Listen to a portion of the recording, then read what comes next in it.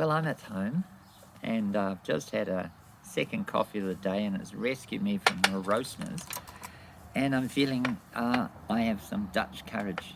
And I'm thinking about Renaissance workshops, which is usually the scene of my cogitations or showings.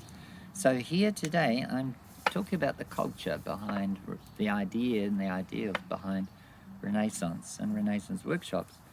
And I've just finished a rave, which Raymond was so impressed with that she said, "Can I record this?"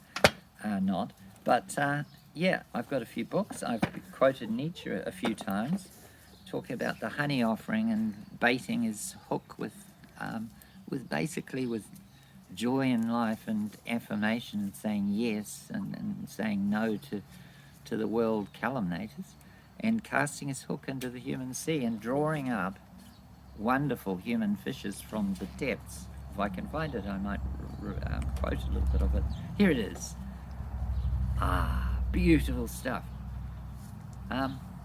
Offer what? He said. Up here I can speak more freely than before hermits' caves and hermits' pets. I squander what is given to me, a squanderer with 1,000 hands. How could I call that an offering? Talked about giving the honey offering. But no, he says he gets a wonderful bait, such as the huntsman and fishermen need. And although the world is like a dark animal jungle and a pleasure ground for all wild huntsmen, it seems to me rather and preferably an unfathomable, rich sea, a sea full of many coloured fishes and crabs for which even the gods might long and become fishers and casters of nets.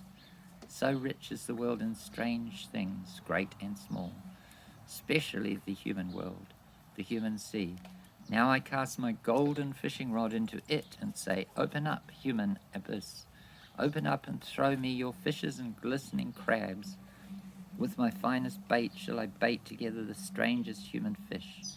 My happiness," that's right, the bait is his happiness, life affirmation. My happiness itself shall I cast far and wide between sunrise, noontide and sunset, to see if many human fishes will not learn to kick and tug at my happiness, until they, biting on my sharp hidden hooks, have to come up to my height, the most multicoloured groundlings of the abyss, to the most wicked or mischievous of all fishes of men. And he said in the end, "For I am he, from the heart and from the beginning, drawing towards me, drawing up to me, raising up a drawer, trainer and taskmaster who once bade himself, and not in vain, become what you are." And so I'm thinking, well, what's he wanting to draw them up for? I would say for a concentrated, to build a city set on a hill. And that's what Renaissance is. A Renaissance is usually associated with a city, Florence, sometimes Rome, that great sprawling degenerate place, but it had a Renaissance. But Florence is the ideal golden age of Florence. It had a good currency, the florin. It had trade. It had prosperity. It had people, above all, people who valued art and high art and were willing to pay whatever it took. And they paid someone to work for 18 years on a gates, on these beautiful embossed bronze. Were they bronze? And with gold, overlaid with gold. Gates, just gates. I forget what. The gates to the baptistry, something like that. 18 years of labour, and it's still there. So, urbanity. I was thinking how wonderful it is to sit in a cafe and in a great city and see the culture and see people, and one might be a writer and one might be a philosopher, and they might just tip their hat to you and you feel connected. And so I thought, well, I'm going to have some dinner with Andre style conversations with you, my followers on YouTube and others, and just say, well, this is what I'm seeing. I'm laying it out before you. I'm tempting you to come up to that high ground of culture and say, why not? Why not? Why not the precious? Why not the gold and the silver of culture, and bring it all together and create something, create beyond ourselves, and not like I've noticed that I've done repeatedly, is when I see a golden possibility for perhaps like starting a school of wisdom and possibly wizardry. And then I think, well, hang on a minute, I'll just check with my body. Oh dear, my body will get headaches worse and worse if I try to do this because, oh, people, I have to deal with people. And so I stop. And repeatedly I've stopped short of actually just taking action because I refer to my body and I think, oh, the body's not quite up to it. It's going to react. I'm going to, I might get worse and worse panic attacks. My heart might give out. My head might explode. And literally that stopped. And as I quoted to Raymond, Nietzsche said at some point, I think it's 4/5, at least, perhaps 4/5 of the evil done in this world is done out of timidity. And this is primarily a physiological phenomenon.